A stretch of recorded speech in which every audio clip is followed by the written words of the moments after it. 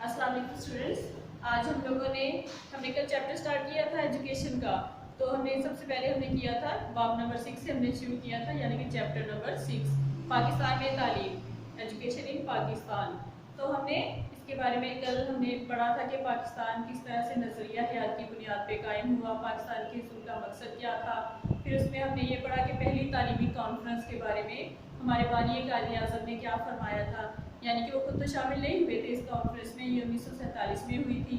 1947 में ही हमारा पाकिस्तान बना था और उस पाकिस्तान बनने के बाद ही ये जो थी कॉन्फ्रेंस, पहली तालीमी कॉन्फ्रेंस ये हुई थी। और इसमें कायद आज़म खुद तो शिरकत नहीं कर सके थे, लेकिन उनको इसमें दिलचस्पी बहुत ज़्यादा थी तालीम से मुतल्लिक़ जो कॉन्फ्रेंस थी।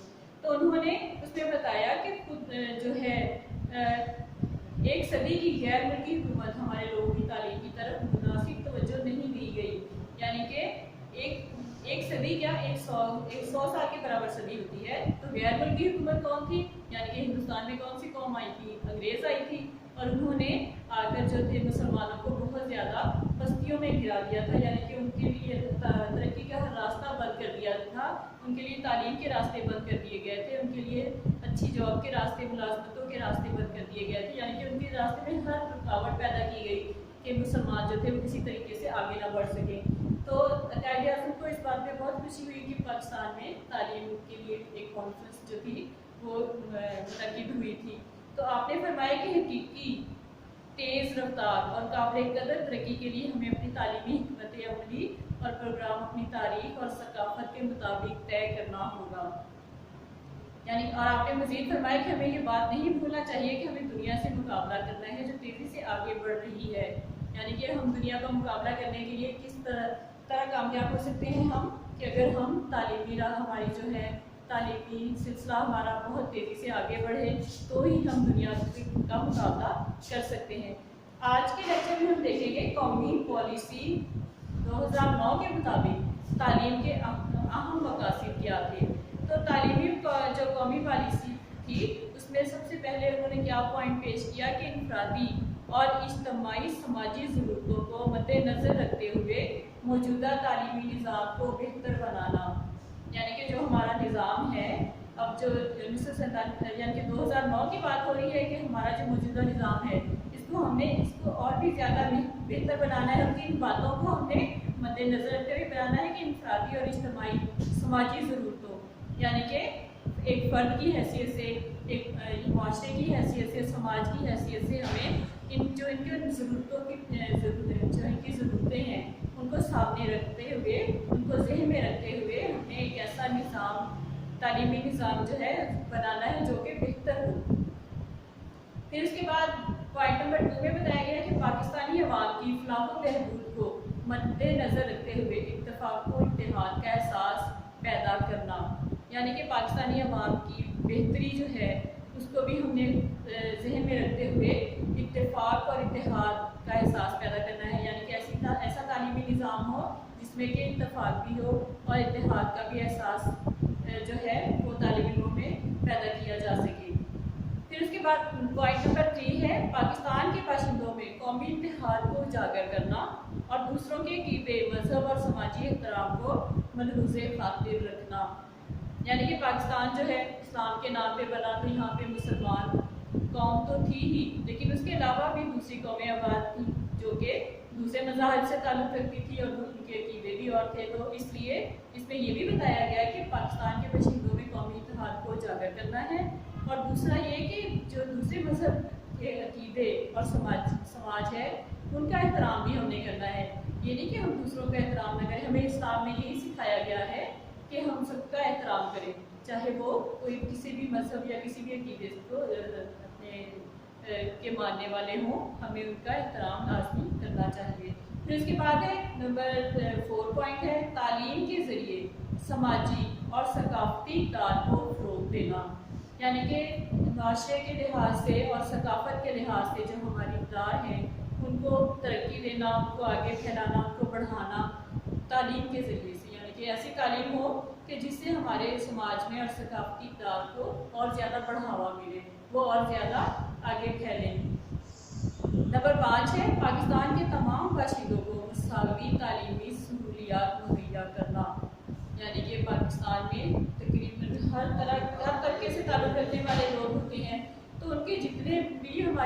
لوگ ہیں ان کو ایک برابر جو ہے تعلیمی سہولیات ملنی چاہیے. یہ نہیں کہ کوئی اگر بڑے گھرانے سے امیر گھرانے سے تعلق رکھتا ہے تو اس کو اچھی تعلیم دی جائے, جو غریب گھرانے سے تعلق رکھتا ہے اس کو ہم اچھی تعلیم نہ دیں, اس کو اس سے محروم کر دیا جائے. بلکہ یہ ایک قانون بنا تھا کہ پاکستان کے تمام باشندوں کو ایک جیسی تعلیم جو ہے وہ ملنی چاہیے, برابر ان کے ساتھ سلوک ہونا چاہیے. پھر اس کے بعد پوائنٹ ہے کہ تعلیمی خدمات اور سیاسی جدوجہد کے ذریعے حکومتی خدمات میں بہتری لانا. یعنی کہ تعلیمی خدمات اور سیاسی جدوجہد کے لیے اب حکومت کے لیے بھی ہے کہ حکومت جو اس میں جو اصول بناتی ہے, جو اس کی خدمات کے لیے کچھ کوششیں کرتی ہے تعلیم کے لیے, تو اس کے لیے جو ہے اس میں بہتری لانے کی ضرورت ہے. یعنی کہ حکومت کو چاہیے کہ حکومت اس کے لیے اور بہتر طریقے سوچے کہ تعلیم کس طرح سے عام ہو, ہر طبقے کی پہنچ میں ہو, ہر طبقے کے جو بچے ہیں وہ تعلیم حاصل کر سکیں. پھر اس کے بعد ہے مضبوط تعلیمی پالیسی کے ذریعے مختلف تعلیمی اداروں اور تعلیمی نظام کو ترقی دینا. یعنی کہ مضبوط تعلیمی پالیسی ایسی ہونی چاہیے کہ جس کے ذریعے تعلیمی ادارے جو ہیں اور تعلیمی نظام جو ہے اس کو ترقی ملے اور وہ اور زیادہ اپنے نظام کو بہتر کر سکے, تاکہ تعلیم جو ہے اس کے سلسلے میں کوئی رکاوٹ پیش نہ آئے. اس کے بعد پوائنٹ ہے کہ پاکستان کو اس قابل بنانا کہ وہ ملکی اور غیر ملکی ضروریات کو مد نظر رکھتے ہوئے 21ویں صدی کے پاکستان کو تعلیم سب کے لیے, ایجوکیشن فار آل کے مقاصد تعلیم کے حصول کے قابل بنانا. یعنی کہ ہمارے ملک پاکستان کو اس قابل بنانے کی ضرورت ہے کہ ملکی اور غیر ملکی ضروریات جو ہیں ان کو مد نظر رکھتے ہوئے جو 21ویں صدی کے پاکستان جو ہے اس کی تعلیم جو ہے سب کے لیے, یعنی کہ ایجوکیشن فار آل, اس مقصد کے تحت تعلیم کے حصول کو قابل بنانا. یعنی کہ سب کے لیے تعلیم جو ہے اس کو عام کرنا.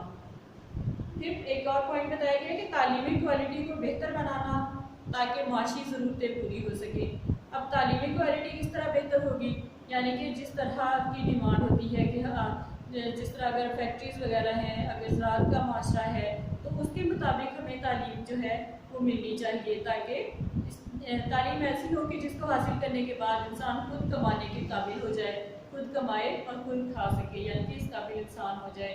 تو تعلیم کے معیار کو اس قدر بہتر بنانا چاہیے کہ ہم انسان کو آگے بہتر روزگار میسر ہو سکے, انہیں کوئی مشکل نہ پیش آئے کہ اتنا پڑھنے کے بعد, اتنا ہی تعلیم حاصل کرنے کے بعد بھی وہ جو ہے ضرور اپنی ملازمت سے جو ہے انہیں حاصل کرنے میں ناکام ہیں.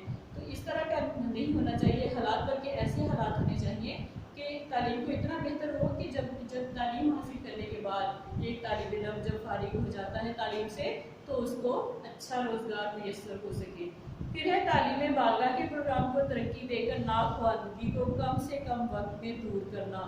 تعلیم بالغاہ یعنی کہ جو بڑے لوگ تھے, جو نہیں پڑھ لکھ سکے تھے, ان پڑھ تھے, ان کے لیے, بڑے لوگوں کے لیے, یعنی کہ تعلیم میں تو بچے آ جاتے ہیں نا, تو جو بڑے ہیں ان کے لیے بھی تعلیم کا ایک پروگرام بنایا گیا تھا جسے تعلیم بالغاہ کہا گیا تھا. اس پروگرام کو ترقی دینا چاہیے, اس کو اور زیادہ بہتر کرنا چاہیے تاکہ ان پڑھ لوگوں جو ہے ان پڑھ لوگوں کی کمی ہو سکے اور لوگ زیادہ سے زیادہ تعلیم حاصل کر سکے. اور ایسا بہتر کرنا, اگر نظام بہتر ہوگا تو کم سے کم وقت میں بھی بہت زیادہ لوگ تعلیم حاصل کر سکیں گے. پھر نمبر 10 پوائنٹ بتایا گیا ہے, 11 پوائنٹ بتایا گیا کہ اعلیٰ تعلیمی اداروں میں تحقیق کو اس طرح فروغ دینا چاہیے کہ ملک کی معاشی ترقی میں معاون ثابت ہو. یعنی کہ اعلیٰ تعلیمی ادارے جو ہیں, بڑے لیول پہ جو تعلیمی ادارے ہیں, ان میں تحقیق کو یعنی کہ اس طرح فروغ دینا چاہیے تو معاشی ترقی میں مددگار ثابت ہو. معاشی ترقی یعنی کہ روزگار حاصل کرنے کے لیے اس میں ترقی ہو اور اس میں مدد اس کی مل سکے. پھر اس کے بعد ہے تعلیم کی اقسام, ٹائپس آف ایجوکیشن. اب تعلیم کی ترقی کی وجہ سے علوم کو مختلف شعبوں میں تقسیم کیا جا رہا ہے. تعلیم کی یعنی کہ اس کو تقسیم کر دیا گیا ہے دو اس کے پوائنٹس بنا دیے گئے ہیں. اس حوالے سے پاکستان میں تعلیم کو 2 بڑی قسموں میں تقسیم کیا جا سکتا ہے جو کہ درج ذیل ہیں. سب سے پہلے پیشہ ورانہ تعلیم, اس کے بعد ہے عام تعلیم. پیشہ ورانہ تعلیم کیا ہے؟ پروفیشنل ایجوکیشن اسے کہتے ہیں. تو یہ کیا ہے پیشہ ورانہ؟ یعنی پیشہ ہوتا ہے کوئی کام کرنا, زندگی گزارنے کے لیے اس کو पैसा कमाने के लिए, ज़िंदगी की ज़रूरियात पूरी करने के लिए जो हम पेशा इख्तियार करते हैं, तो जो हम काम करते हैं उसे पेशा कहते हैं। पेशा वराना तालीम से ऐसी तालीम मुराद ली जाती है जिसके असूल के बाद लोग मुख्तलिफ पेशे इख्तियार करके अपनी रोज़ी कमाने के काबिल हो जाते हैं। यानी कि लोग जो हैं ऐसी तालीम हासिल कर रहे हैं कि उसके बाद उनको ये फ़ायदा हो कि उस तालीम के मुताबिक ही उनको अच्छी नौकरी मिल सके और वो अपने घर का खर्च चला सकें, अपनी खुद कमा सकें, किसी का उनको मोहताज ना होना पड़े। पेशा वाराना तालीम पर तमाम तालीमी पॉलिसियों में खुसूसी तवज्जो दी गई है। यानी कि पेशा वाराना जो तालीम है इसमें तालीमी पॉलिसियों में ख़ास तौर पर एक तवज्जो दी गई है। इस हवाले से चंद अहम शोबों का जिक्र किया जाता है जिनमें इंजीनियरिंग, ज़राअत, तिजारत, तिब, कानून, बिजनेस और कॉमर्स, होम इकनॉमिक्स, तरबियत इस्ताज़ा, कंप्यूटर और इंफॉर्मेशन टेक्नोलॉजी बहुत अहम है। इंजीनियरिंग यानी कि इंजीनियरिंग की तालीम दी जाती है। फिर ज़राअत, खेती बाड़ी से मुतल्लिक़ तालीम है जिसे एग्रीकल्चर डिपार्टमेंट कहा जाता है। फिर इसके बाद तिजारत यानी कि बिज़नेस किया जाता है, जो उसके मुताबिक तालीम दी जाती है, बिज़नेस एडमिनिस्ट्रेशन में आ जाती है ये तालीम। फिर इसके बाद तिब है डॉक्टर यानी कि इलाज के लिए जो तालीम हासिल की जाती है, डॉक्टर बनने के लिए इसमें डॉक्टर भी आ जाते हैं, नर्सेज भी आ जाती हैं। और फिर है कानून यानी कि वकील, जज, इस तरह। फिर बिज़नेस और कॉमर्स यानी कि तिजारत के ज़रिए बिज़नेस करना। और होम इकनॉमिक्स, कुछ घर में जो काम करके हम कमा सकते हैं पैसा, उसे होम इकनॉमिक्स कहते हैं। फिर तरबियत याफ्ता इस्ताज़ा, स्कूल की जो जॉब होती है उसे, यानी कि इस्ताज़ा जो है तो ऐसी तालीम की यानी कि जो उनको आगे टीचिंग में उनकी मदद दे सके, इस तरह की तालीम। फिर कंप्यूटर और इंफॉर्मेशन टेक्नोलॉजी आ जाती है। कंप्यूटर यानी कि आईटी में आ जाता है कि कंप्यूटर की तालीम भी हासिल की जाए तो उसके मुताबिक उनको जॉब मिलेगी। अब ये पॉइंट है कि इंजीनियरिंग की तालीम, पेशा वाराना तालीम में सारे पेशे आ जाते हैं। अब इसमें अब सबसे पहले आ रहा है इंजीनियरिंग की तालीम। तो इंजीनियरिंग की तालीम के बारे में हम पढ़ेंगे कि मुल्क की सनती तरक्की के लिए इंजीनियरिंग की तालीम को बुनियादी अहमियत हासिल है। यानी कि इंजीनियरिंग का डिपार्टमेंट जो है उसे सबसे ज़्यादा अहमियत हासिल है। पाकिस्तान में इंजीनियरिंग की तालीम के इदारों में दाखिले के लिए कम अज़ कम काबिलियत FSC है, यानी कि आर्ट्स के साथ नहीं बल्कि साइंस के साथ जो FA किया जाता है उसे FSC कहते हैं। तो कम से कम तालीम इतनी होनी चाहिए, यानी कि FSC होनी चाहिए। डिग्री के असूल के लिए कम अज़ कम तालीमी अर्सा 4 साल है। उसकी इंजीनियर की डिग्री हासिल करने के लिए FSC के बाद जो है 4 साल की मज़ीद तालीम है, जिसको हासिल करने के बाद फिर डिग्री मिलती है। टेक्निक इदारे, इंजीनियरिंग इदारे और कॉलेजेस और इंजीनियरिंग यूनिवर्सिटियाँ सिविल, मैकेनिकल, इलेक्ट्रिकल और कारखानी और दीगर शोबों में तालीम दे रही हैं। या कौन कौन से इदारे हैं जो कि इस सिलसिले में तालीम दे रहे हैं? पॉलीटेक्निकल इदारे हैं, इंजीनियरिंग के इदारे हैं, और कॉलेजेस में भी इंजीनियरिंग की तालीम दी जा रही है, यूनिवर्सिटीज़ में भी दी जा रही है। सिविल, मैकेनिकल, इलेक्ट्रिकल यानी कि शॉर्ट कोर्सेज भी होते हैं, और ये अलग से इनकी कॉलेजेस बनाए गए हैं जहाँ पे इनके दिए जाते हैं। इलेक्ट्रिकल और कानकनी होते हैं ज़मीन से मादनियात निकालना। तो अब हर इंसान तो नहीं ज़मीन खोद के उसमें से मादनियात निकाल सकता, तो इसलिए उसके लिए बारे में भी पहले तालीम हासिल करनी पड़ती है, आगाही होगी तो ही फिर जाके ज़मीन में से पहाड़ों को खोद कर उनमें से जो अल्लाह ताला की तरफ से छुपे हुए खजाने हैं उनको निकालना होता है। तो वो भी इसके ज़रिए यानी कि उसकी आगाही के लिए तालीम हासिल करनी पड़ती है। और इसके अलावा और बहुत ज़्यादा ऐसे शोबे हैं कि जिसके ज़रिए से तालीम दी जा रही है इंजीनियरिंग के शोबे में। अब मैं आपको इसके कुछ शॉर्ट क्वेश्चन लिखवा देती हूँ। कुछ मैंने कल लिखवाए थे, बाकी आज लिखवा रही हूँ। पेज नंबर हमारा 39 है, कल पेज नंबर 38 भी मुझे किए थे, आज हमारा पेज नंबर 39 है। 39 पेज नंबर पे मैं आपको क्वेश्चन लिखवा रही हूँ बेटा, उसके बुक के ऊपर ही आप बेशक लिख लें या स्टिकी नोट्स पर लिख लें और मार्क भी कर लीजिएगा। सबसे पहला सवाल है, इत्तेफाक व इत्तेहाद का एहसास पैदा करना। इत्तेफाक व इत्तेहाद का एहसास कैसे पैदा किया जा सकता है?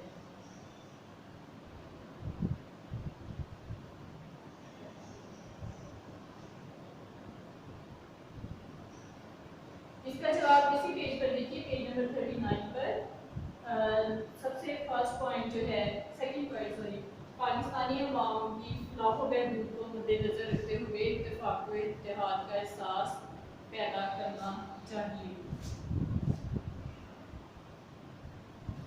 नंबर 2 है कौमी तरक्की 2009 के तहत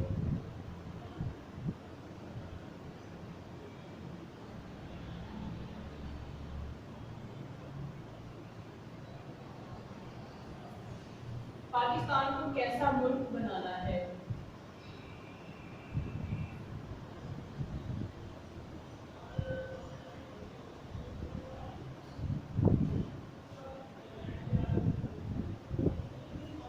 अब इसका आंसर देखिएगा, इसी में पॉइंट नंबर 8 आ रहा है, 7 के बाद आ रहा है 8। पाकिस्तान को इस काबिल बनाना कि मुल्की और गैर मुल्की ज़रूरियात को मद्देनजर रखते हुए 21वीं सदी के पाकिस्तान को तालीम सबके लिए एजुकेशन फॉर ऑल के मुकासद की तालीम के हसूल के काबिल बनाना चाहिए। फिर सवाल नंबर 3 है तालीम बालिगा का मकसद तहलील करें।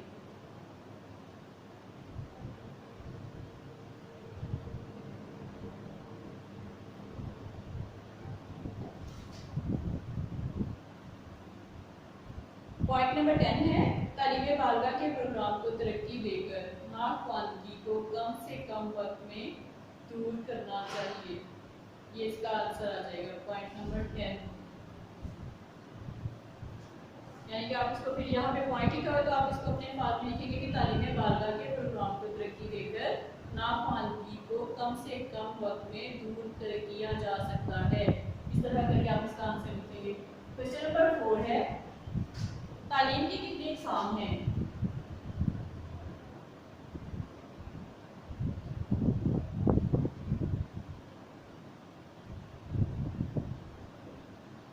इसका जवाब आ जाएगा तालीम की इकसाम में देखिएगा, फर्स्ट लाइन इसकी है तालीम की तरक्की की वजह से यहाँ से लेकर और आम तालीम पेशा वराना पॉइंट 1 है और पॉइंट 2 है आम तालीम। ये 2 पॉइंट इसके इसमें आ जाएंगे आंसर में। क्वेश्चन नंबर 5 है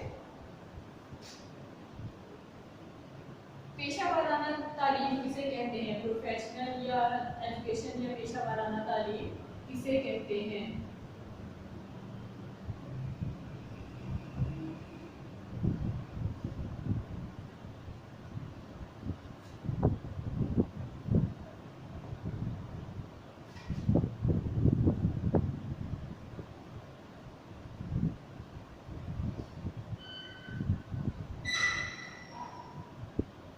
पेशा वाराना या प्रोफेशनल एजुकेशन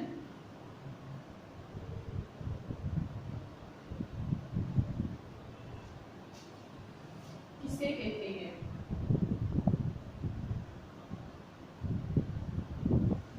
इसका आंसर देखिएगा, इसी पैराग्राफ में पेशा वाराना तालीम में फर्स्ट इसकी लाइन से लेकर पेशा वाराना तालीम से ऐसी तालीम मुराद दी जाती है और टेक्नोलॉजी बहुत अहम है। यहाँ तक इसका आंसर आ रहा है। इसके बाद क्वेश्चन नंबर 6 है इंजीनियरिंग की तालीम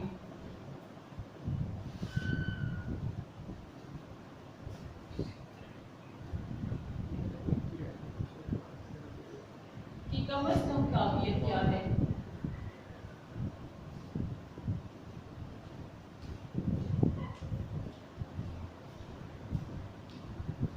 जैसे मैंने आपको रीडिंग में बताया था कि इंजीनियरिंग की तालीम की कम अज कम काबिलियत FSC है, तो आप यहाँ से लिखेंगे कि मुल्क की सनदी तरक्की के लिए इंजीनियरिंग की तालीम यहाँ से लेकर कम अज कम FSC है। यहाँ तक इसका आंसर आ जाएगा। क्वेश्चन नंबर 6 का बेटा आपका आपका जो आज का लेक्चर है वो कंप्लीट होता है। इसकी रीडिंग को बेटा ध्यान से आपने करना है, इसमें से MCQs भी बनते हैं, इसको बहुत अच्छे तरीके से समझ कर इसकी रीडिंग करनी है ताकि जहाँ से भी शॉर्ट क्वेश्चन आ जाए, अगर कहीं से MCQs आ जाए